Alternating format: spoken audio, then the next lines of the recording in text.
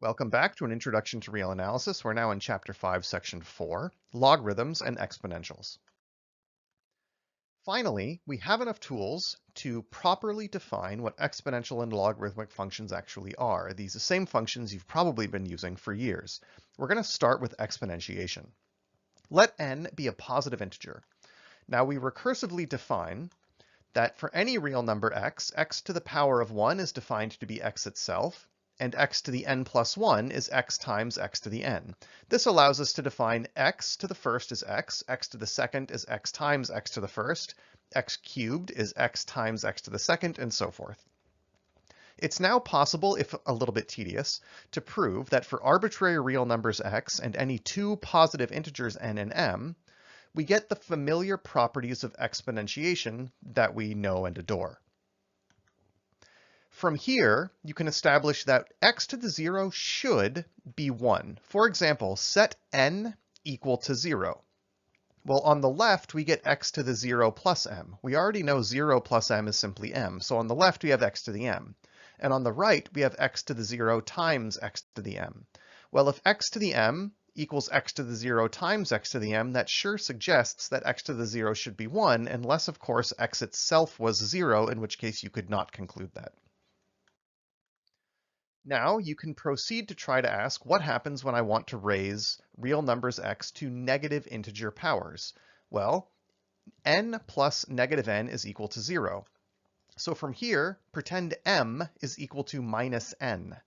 Then here you get x to the 0, which we've already established should be 1. And here you get x to the n times x to the minus n. In other words, x to the minus n is 1 over x to the n.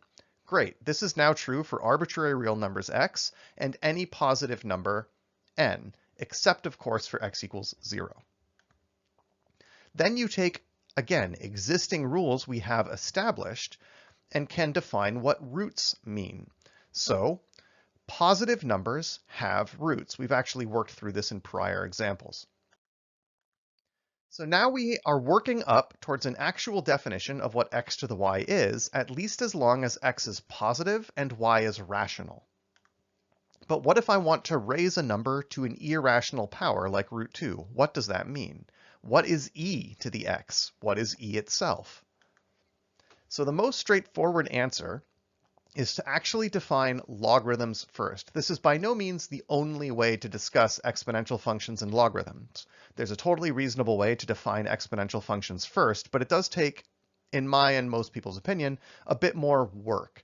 So we're just going to establish what logarithms are first, then we're going to define exponential functions as their inverses, but we'll get to it.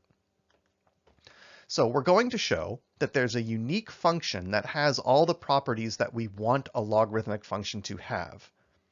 And then whatever that unique function is, we'll call it the logarithm. So on to our first proposition. There is a unique function whose domain is the positive numbers, so that L of 1 is 0, the derivative exists and is 1 over x, and L is unbounded above and below. Similarly, L of xy is L of x plus L of y. And L of x to the q is q times L of x for any positive x and rational number q. So let's prove that there is a unique such function. First, we're going to find that there is one such function. We define L of x to be the integral from 1 to x of 1 over t dt. 1 over t is a continuous function on this entire domain, 0 to infinity, so this function is defined. We have established that this function has the desired domain. By the fundamental theorem of calculus, this is a differentiable function whose derivative is 1 over x, so we've established the second item. Furthermore, L of 1 is 0 because we would be integrating from 1 to 1, so item 1 is also established. So there we have it. We just need to get items 3, 4, and 5. We will have found a function that has these properties, then we can worry about uniqueness. Moving on, let's actually jump to item 4. We're going to make a change of variables. So here we have our definition of L of x. Now if I let u equal y times t, then when t is equal to 1, u is equal to y. When t is equal to x, u is equal to x times y. Here you simply replace t with u over y, and 1 over y du equals dt. There we have it. But notice this over y and this over y cancel. So we merely get the integral from y to xy of 1 over u du. Okay, that will be the integral from 1 to xy minus the integral from 1 to y. That would recover the integral from y to xy. But observe, this is simply L of xy and this is L of y. So L of x equals L of xy minus L of y. That establishes item 4.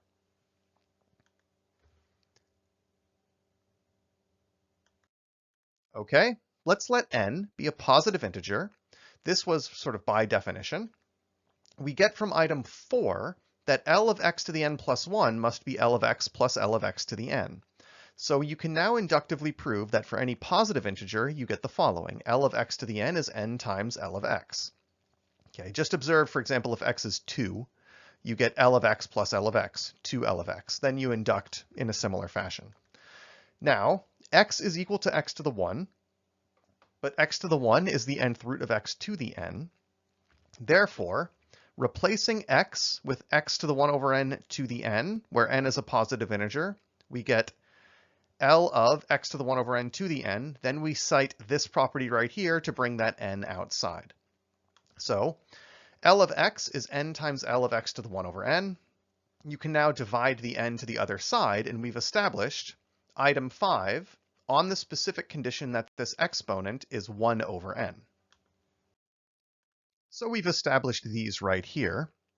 Now if I simply let x to the n over m be x to the 1 over m to the n for any rational power q, we work through the following steps. Here is x to the n over m. I replace it like this inside the logarithm. We've already established that positive integer powers can come out like this, and we've already established that powers of 1 over a positive integer also come out, and here we have n over m times L of x.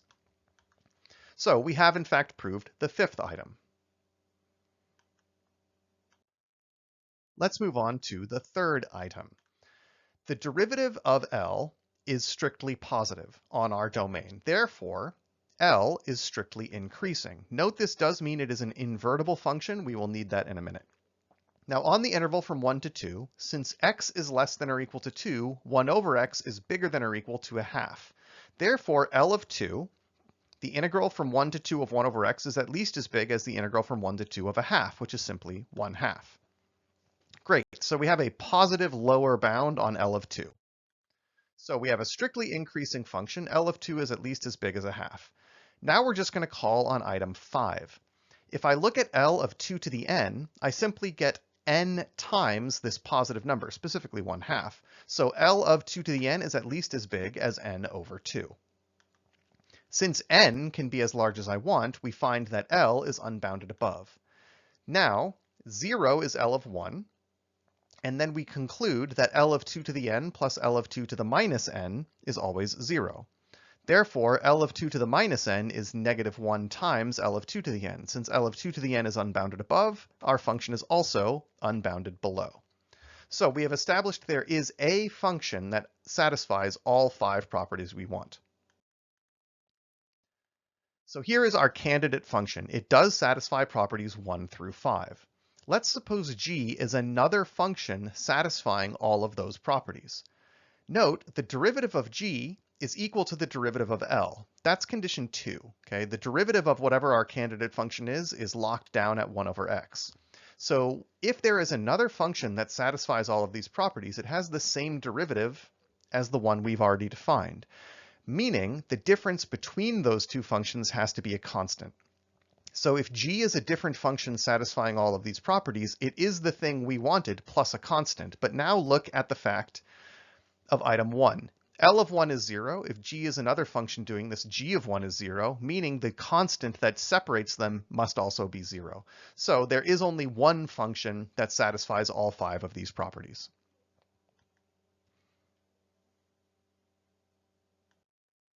And there we have the natural logarithm. Log of x is by definition the integral from 1 to x of 1 over t dt. It's defined for positive x, its derivative is what we want, it's unbounded above and below, and it has these familiar properties of logarithms. Note, by the way, we're not using the notation ln of x for the natural logarithm. Once you move beyond elementary calculus, in higher math, it's actually quite common to just see log of x meaning the natural logarithm. Thanks to the change of base formula, there's really only one logarithm you ever need to use, and the natural logarithm is the one that makes calculus work nicely, so always use the natural log, just call it log of x. There's an exercise that sort of gets at that idea. Let's move on to proposition 5.4.2. There is a unique function e whose domain is all real numbers but whose range is the positive numbers, so that e of 0 is 1. It is its own derivative. It is increasing and bijective from its domain, the real numbers, to that range. E of x plus y is e of x times e of y, and e of qx is e of x to the q, provided q is rational.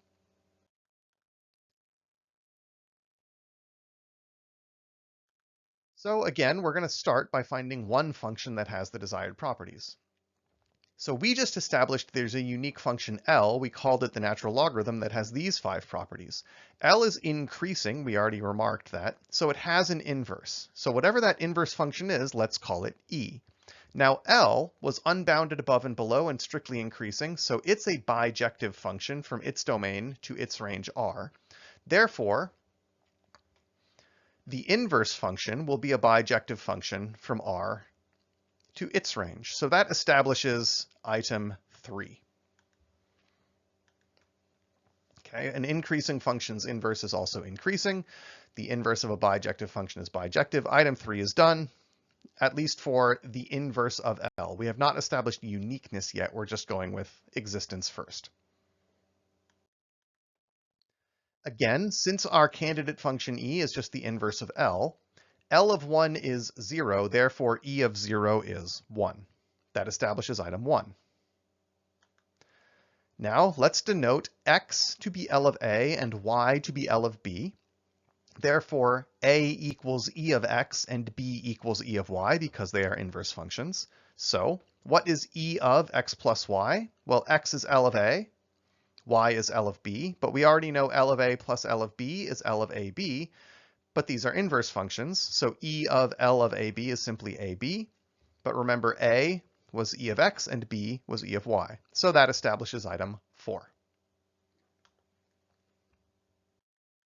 And finally, we do the same kind of trick to get item 5. Suppose you have Q a rational number and set X to be L of A and therefore A to be E of X. What is E of QX? That's E of Q times L of A. Using properties of logarithms, Q can come in as a power. Now E of L cancel out their inverse functions. We get A to the Q, and A was E of X, establishing item 5.